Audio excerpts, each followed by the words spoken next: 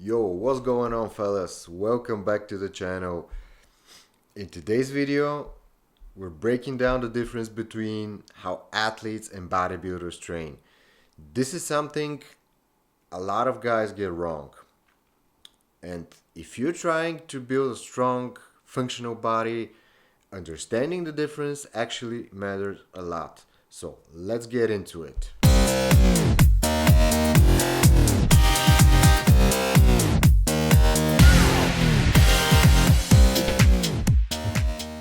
So most people think that training is just training. You lift, you sweat, and you get your results, the results you're looking for. But what if I told you that there's a huge difference between how an athlete trains and how a bodybuilder or a fitness enthusiast trains? One builds performance and the other builds looks and aesthetics. So in this video, I'll break down exactly how athletes approach strength, speed, and endurance versus how bodybuilders and fitness enthusiasts train for size, symmetry, and definition. And by the end of the video, you'll know exactly which path fits your goals. Alright then, let's start first with the athlete's approach. Athletes don't train to look good, alright? They train to dominate, to perform, alright? On the mat, on the field, in the cage. Looking good is something like a bonus for athletes. Their bodies are tools and their workouts precision engineered to build stuff like explosive power, maximal strength, endurance, agility, functional coordination. So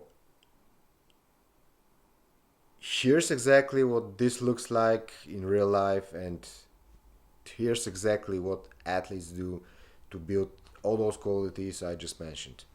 Component number one, plyometrics. Think about stuff like depth jumps, box jumps, or explosive push-ups, for example. Athletes need that fast twitch, that explosion for takedowns, sprints, strikes, jumps, and so on. Plyos build that raw reactive power. As I already said, plyos like box jumps and depth jumps build the explosive force that athletes are looking for, the kind you need for takedowns, sprints, and reaction speed. Component number two, strength training. This means doing low reps of compound exercises. Things like heavy squats, deadlifts, cleans, and bench press. For athletes, they're not for size, but to maximize force output, alright? As I said, 3 to 5 reps, long rests, and the focus is maximal force production, not hypertrophy. This is something I really emphasize on. Not hypertrophy, maximal force production. In sports, speed matters, alright? Acceleration and deceleration, that's game changing for basically any kinds of sports. We talk like MMA, basketball, football, and so on, everything. Deceleration is just as important as acceleration, and it heavily depends on muscular strength, which we already discussed in the second component, especially the eccentric strength. The stronger the muscles, the better the body can slow down safely, which significantly reduces the risk of injuries during quick stops, cuts, and direction changes. So, sprint work like 10 to 100 meters develops that first step quickness and top end velocity. All right, which is, as I said, crucial for almost every sport out there.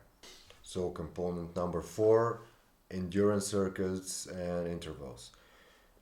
Guys, forget about walking on a treadmill. That's not how athletes build stamina. It's about high output, high pressure conditioning. Think about stuff like sled pushes, assault bike, kettlebell swings, rope slams. No fluff, just short rest, high intensity, and trying to perform under a lot of pressure.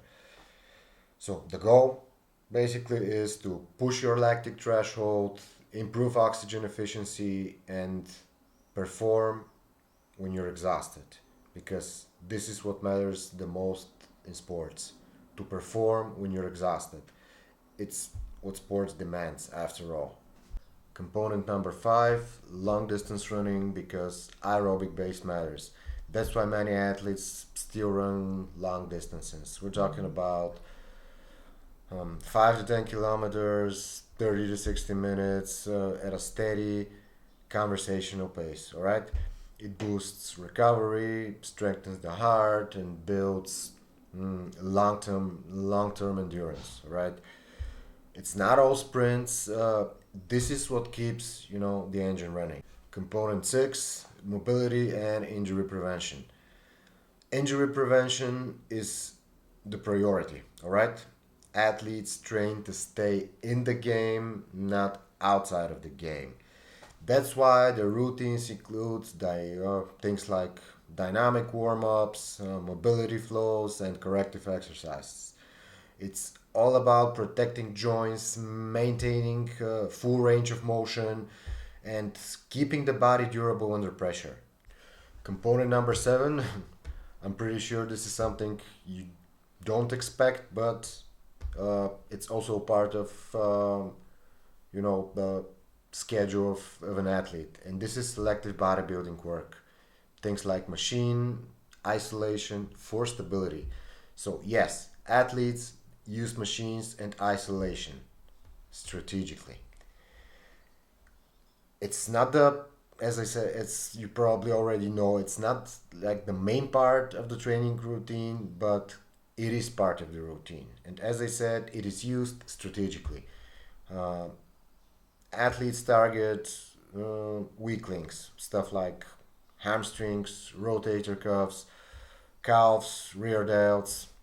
Mm, they're not trained for size, but for balance, injury prevention, and to support in general their compound lifts. Most people miss this part, but as I said, it is part of the routine and it's crucial. And the last component, recovery optimization. Massages, thermotherapy, nutrition, and so on. Elite athletes recover as hard as they train. Don't forget that, because without recovery, performance breaks down. It's not optional, it's strategic again. We're talking about 7 to 9 hours of deep quality sleep every single night. That's the foundation. That's the foundation of recovery. Mm, then, daily foam rolling, uh, trigger point work, passive stretching also, to keep muscles loose, mobile, and injury resistant. Um, Add in also sport massages, cold plunges, saunas, and contrast therapy to reduce inflammation and boost circulation. And nutrition, it's of course it's dialed in.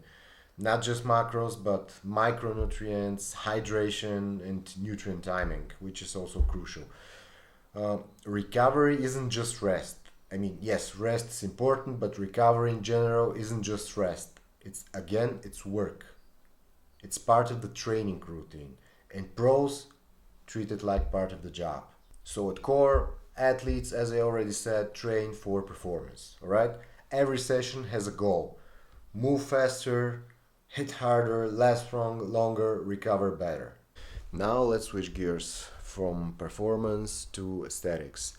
So bodybuilders and general fitness enthusiasts, they train to look in a certain way.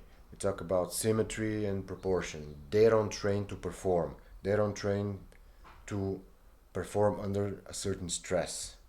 So as the first component, let's cover the training style first. It's mostly about hypertrophy.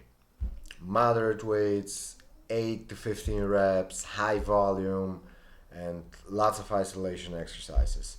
Think curls, lateral raises, and leg extensions also. So here, machines, they play a huge role. Component number two, split routines. chest day, back day, arm day, leg day, or sometimes push or pull day. So the goal is to hit every muscle from every angle with enough volume and intensity to cause micro tears in the muscle fibers. This controlled damage triggers the body's repair process, which rebuilds the muscle bigger and stronger over time.